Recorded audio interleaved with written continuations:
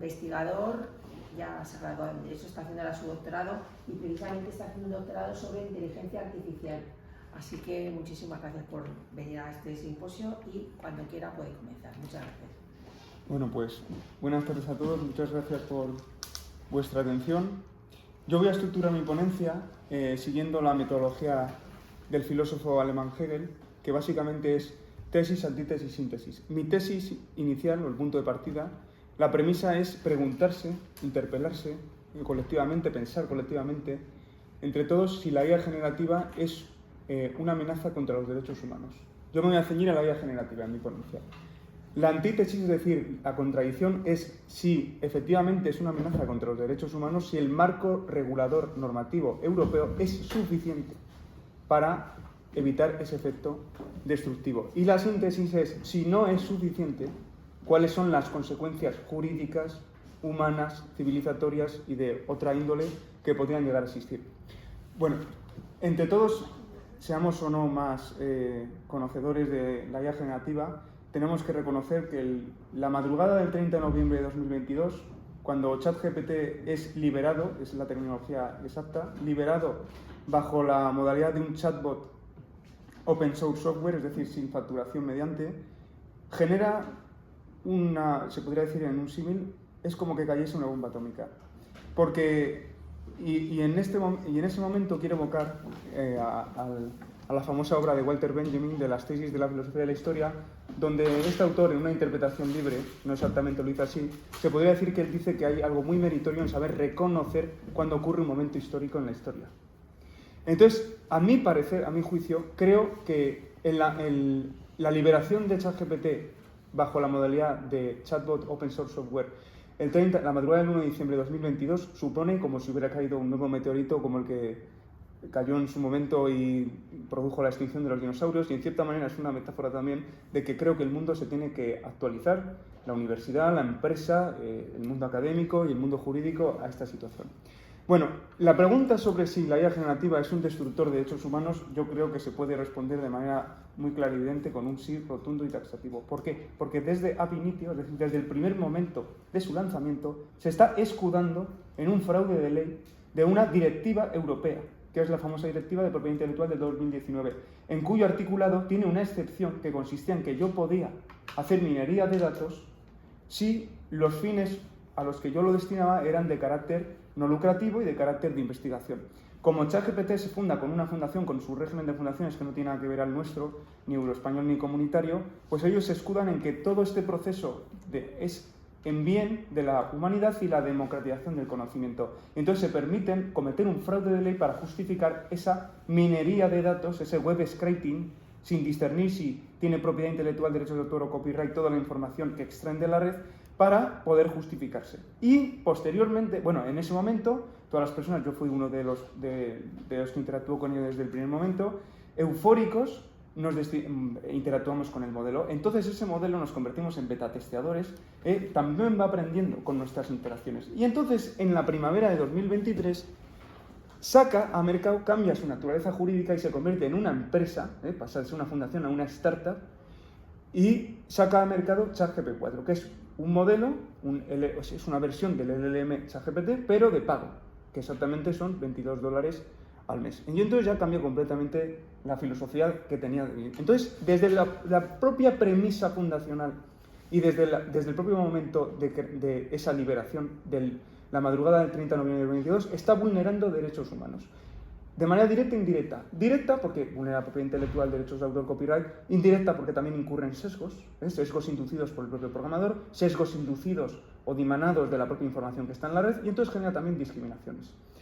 Pero yo creo que tener un punto de mira en este pensamiento colectivo entre todos, más allá de lo jurídico, y yo creo que ChatGPT va a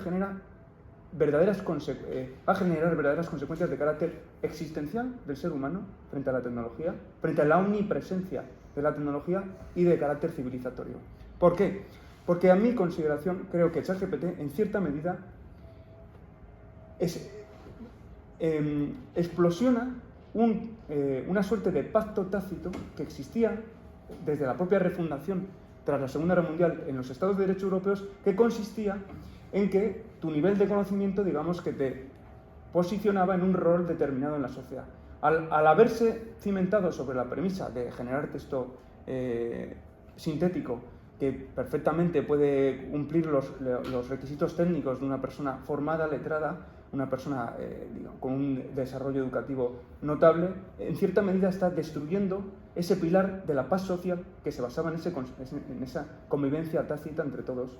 Y en esa medida yo creo que estamos hablando de que efectivamente no solamente es un ecosistema proclive ex nihilo de destrucción de derechos humanos, sino que a mayores turboalimenta los cauces clásicos que ya existían.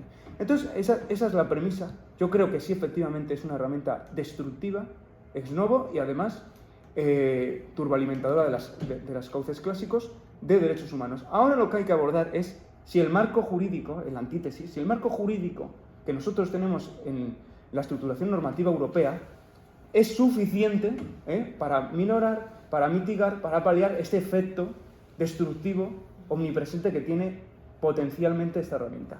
Y aquí voy a sostener dos premisas. La primera es que, lejos de la euforia y de cierto proselitismo político, yo considero el Reglamento Europeo de Inteligencia Artificial en su marco, en su conjunto, fallido. Porque es una de las iniciativas normativas de las 5 que iban a salir, de las cuales, por cierto, algunas sí se habla, como son las 2 directivas de responsabilidad civil extracontractual o derecho de daños, pero hay otras 2 que no se abordan. Y en segundo lugar, yo creo que esto es un reglamento que contradice los considerandos y su contenido dispositivo. Porque, a mi parecer, si uno lee los considerandos, parece ser que lo que hay es la misma mentalidad que el reglamento de protección de datos, que es el del humanismo tecnológico. Sin embargo, cuando yo me adentro en el articulado, en lo dispositivo, en lo vinculante, a fin de cuentas, porque conforme a los criterios interpretativos de los entes jurídicos de la Unión Europea, los considerandos tienen un efecto interpretativo, pero no tiene ese carácter vinculante como sí tiene el contenido dispositivo. Creo que es un reglamento del mercado. No un reglamento del humanismo tecnológico como sí era el reglamento de protección de datos. Creo que es un reglamento de carácter comercial, un herramienta útil del mercado, un reglamento del mercado a fin de cuentas. Y ahora lo voy a demostrar. En primer lugar, hay que decir que es fallido por la siguiente razón. Había 5 propuestas normativas. La primera de todas es el reglamento que nosotros conocemos. La segunda es la famosa actualización de la Directiva de Productos Defectuosos del año 85, que, además de incluir software de carácter laxo, yo no sé si la IA generativa de este año o de los venideros va a poderse incluir dentro del tenor literal de ese software, todavía no se ha producido. La tercera es una directiva que lleva atascada desde el año 2022, que es la famosa directiva de responsabilidad civil de inteligencia artificial, que además fue realizada con la conveniencia del mercado y por eso tiene un régimen con carácter general no objetivo, es decir, el afectado va a tener que demostrar el nexo causal. Sí que es verdad que hay una serie de cláusulas que van a hacerlo más laxo, pero eso tiene un efecto evidentemente impeditivo a efectos tuitivos y es no objetivo en su carácter general.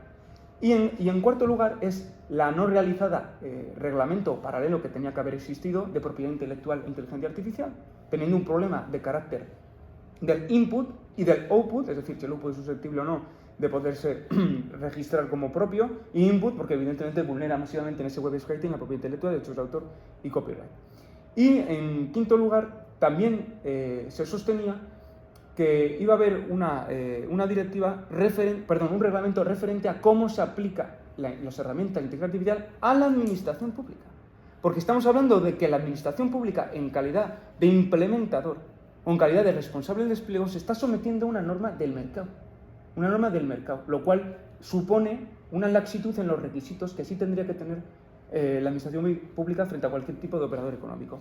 ¿Por qué considero yo que es un reglamento del mercado? Bueno, en primer lugar, dado que mi ponencia se ciña a la IA generativa frente a este desafío de derechos humanos, y intentando desmitificar, porque existe una enorme confusión, yo escucho muchas conferencias, existe una confusión sobre la naturaleza material, no formal, porque lo formal es un reglamento material de esta norma, y más allá de este esfumato, de esta confusión que existe, que a mí me recuerda un poco a Apocalípticos integrados de Humberto Eco, con esta artificiosidad de hablar sobre una norma de que no se corresponde lo que se dice de su contenido dispositivo.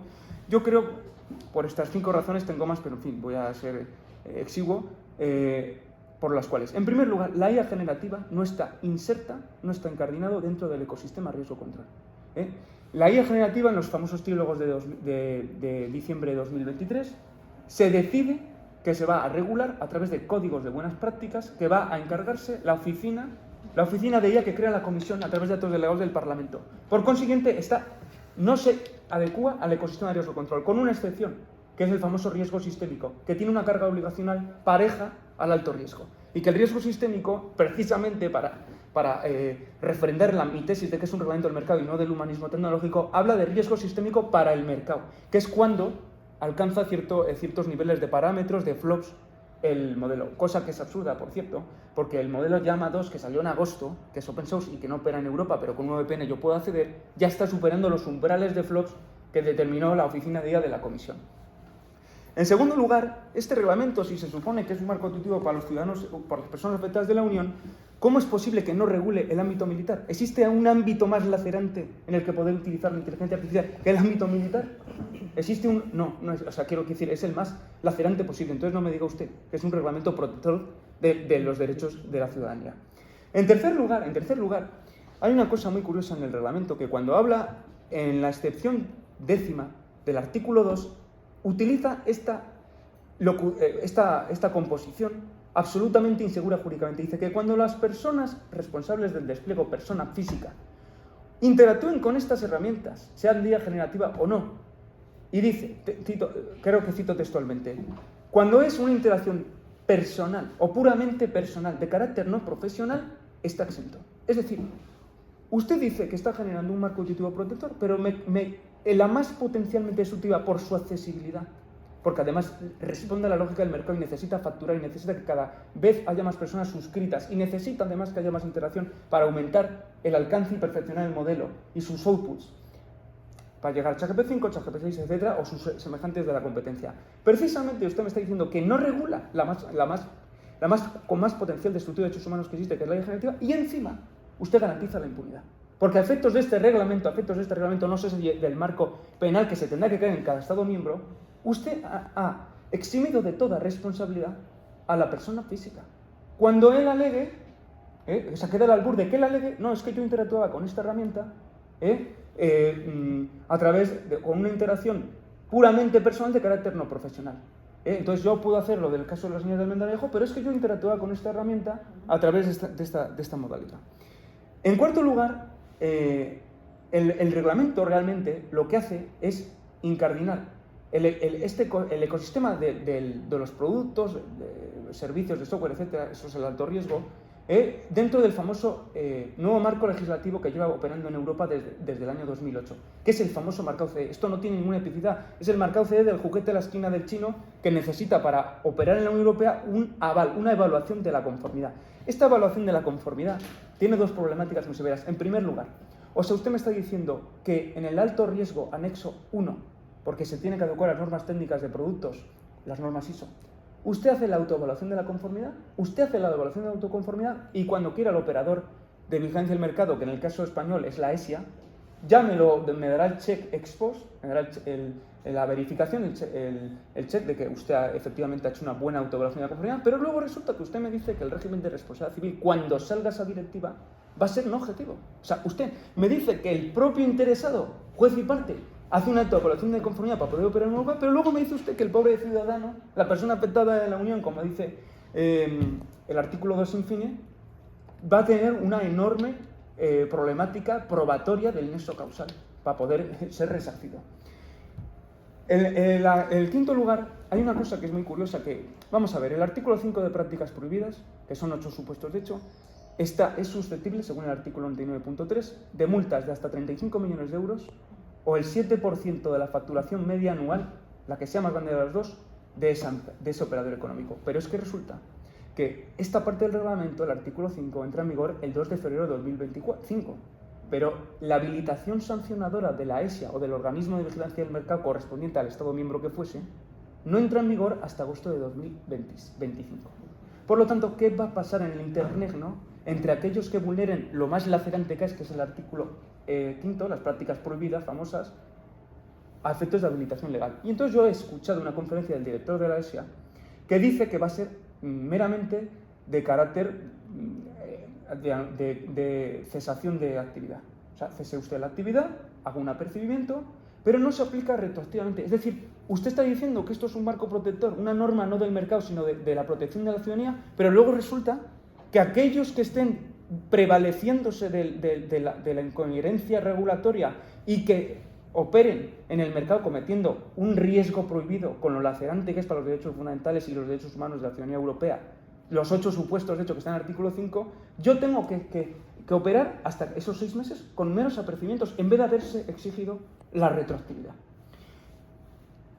Y tengo dos cosas más, a ver si me permitís, por favor, que creo que va a ser interesante.